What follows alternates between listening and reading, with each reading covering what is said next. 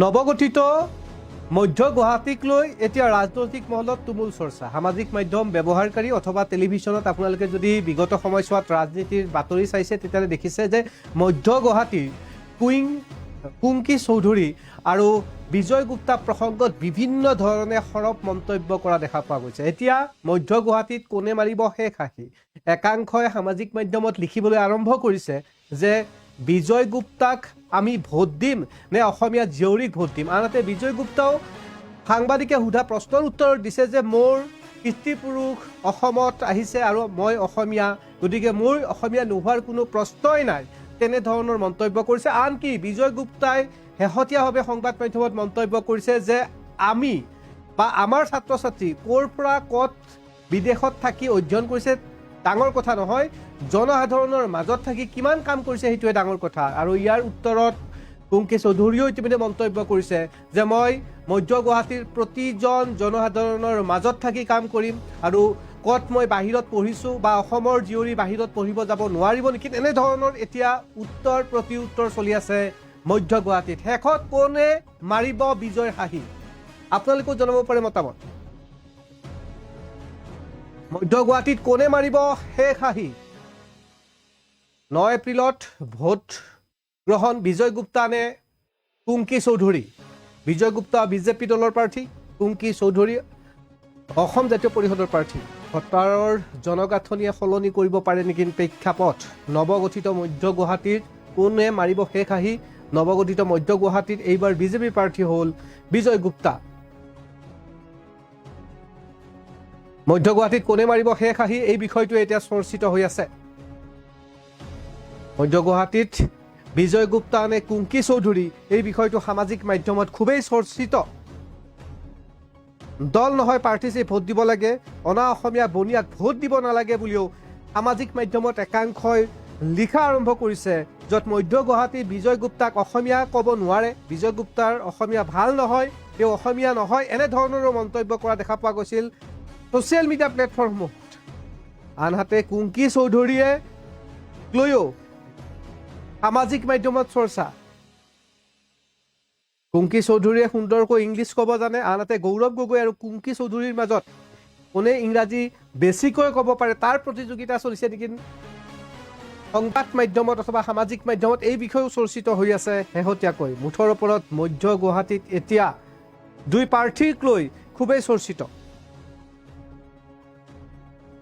বিজয় গুপ্তা এজন বিজেপিৰ বহু পুৰণি কৰ্মী। 2014 চনত যেতিয়া দেশৰ প্ৰধানমন্ত্ৰী নৰেন্দ্ৰ মোদীয়ে অসম ভ্ৰমণ কৰিছিল বা অসমত আহিছিল, সেই সময়ত দেখা পোৱা গৈছিল প্ৰধানমন্ত্ৰীৰ কাষতে বিজয় গুপ্তা। আমি কিছু দৃশ্যাংশ আপোনালোকক দেখাই আছোঁ। যি সময়ত অসমত বিজেপি ঢৌ নাছিল, সেই সময়তো বিজয় গুপ্তা আছিল এজন বিজেপিৰ সক্ৰিয় কৰ্মী। আৰু এই যিসমূহ আপোনালোকে স্ক্ৰীণত ছবি দেখিছে, এইসমূহ স্ক্ৰীণত আপোনালোকে দেখিলে গম পাব এয়া 2014 চনৰ কিছু দৃশ্যাংশ, য'ত বিজয় গুপ্তাক দেখা পোৱা গৈছিল দেশৰ প্ৰধানমন্ত্ৰী নৰেন্দ্ৰ মোদীৰ উপৰিও শীৰ্ষ পৰ্যায়ৰ কেইবাজনো বিজেপি নেতাৰ লগত। অৰ্থাৎ বিজেপি দলত প্ৰায় 35 বছৰৰ অভিজ্ঞতাৰে অভিজ্ঞ বিজয় গুপ্তা।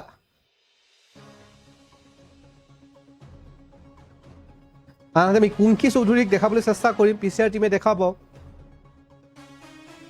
এয়া কুংকি চৌধুৰী এগৰাকী উদীয়মান নেত্ৰী, যিয়ে বিজয় গুপ্তাক বিৰুদ্ধে মধ্য গুৱাহাটীত অৱতীৰ্ণ হৈছে।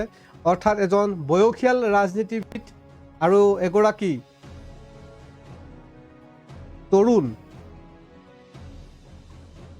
তৰুণৰ মাজত এয়া মধ্য গুৱাহাটীত। কিন্তু কোনে মাৰিব শেষ হাঁহি, এই বিষয়টোক লৈ এতিয়া চৰ্চিত ৰাজনৈতিক মহলত। মধ্য গুৱাহাটী সমষ্টিত বিজয় গুপ্তা বনাম কুংকি চৌধুৰী। আপোনালোকে কি ভাবে, আপোনালোকৰ মতামত কমেণ্ট ছেকশ্যনত জনাব পাৰে। মই পুনৰবাৰ বিজয় গুপ্তাৰ কিছু দৃশ্যাংশ খাম, য'ত বিজয় গুপ্তাক দেখা পোৱা গৈছিল প্ৰায় যি সময়ত ৰাজ্যত বিজেপিৰ কোনো ধৰণৰ ঢৌ অহা নাছিল অথবা মোদী মেজিক প্ৰৱেশ কৰাৰ সময়ত বিজয় গুপ্তাক দেখা পোৱা গৈছিল দেশৰ প্ৰধানমন্ত্ৰী নৰেন্দ্ৰ মোদীৰ একেবাৰে কাষত। আৰু এইবাৰ 2026 চনৰ বিধানসভা নিৰ্বাচনত মধ্য গুৱাহাটীৰ প্ৰাৰ্থী হ'ল বিজয় গুপ্তা। বিজয় গুপ্তা আৰু কুংকি চৌধুৰীৰ প্ৰসংগত সামাজিক মাধ্যমত বিশেষভাৱে এটা বিষয়ক লৈয়ে চৰ্চিত হৈছে, সেয়া হৈছে অসমীয়া আনহাতে বনিয়া আৰু এই বিষয়টোক লৈ বিজয় গুপ্তাই শেহতীয়াভাৱে মন্তব্য কৰিছিল যে আমাৰ পূৰ্বপুৰুষসকল অসমত আহিছে আৰু আমি অসমীয়া।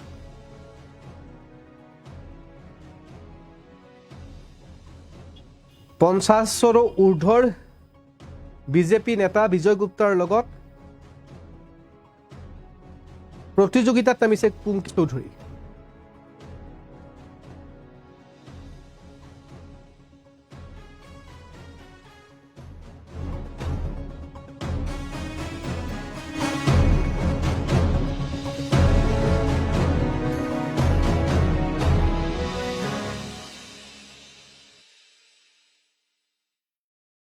পিছৰ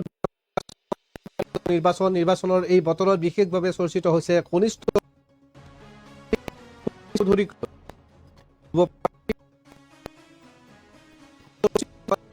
অনুষ্ঠিত হ'ব বিধানসভা নিৰ্বাচনক কেন্দ্ৰ কৰি মধ্য গুৱাহাটীক বিষয়টোক লৈ এতিয়া তীব্ৰ চৰ্চা হৈছে সামাজিক মাধ্যম। বয়স ২৮ বছৰীয়া কুকি চৌধুৰীয়ে বিদেশত উচ্চ শিক্ষা গ্ৰহণ কৰি জনসাধাৰণৰ বাবে কাম কৰাৰ এটা মন মেলা বুলি সংবাদ মাধ্যমত মন্তব্য কৰিছে। আনহাতে সমষ্টিৰ পুনৰ নিৰ্ধাৰণৰ পিছত মধ্য গুৱাহাটীক বিজেপিৰ এজন জ্যেষ্ঠ নেতা বিজয় গুপ্তাক প্ৰাৰ্থী প্ৰদান কৰিছে। বিজয় গুপ্তাৰ লগত কুংকি চৌধুৰীৰ ২৭ বছৰীয়া কুংকি চৌধুৰীৰ এই যুদ্ধখন ৰাজনীতিৰ এই যুঁজখন খুব আকৰ্ষণীয় হৈ পৰিছে এক প্ৰকাৰ।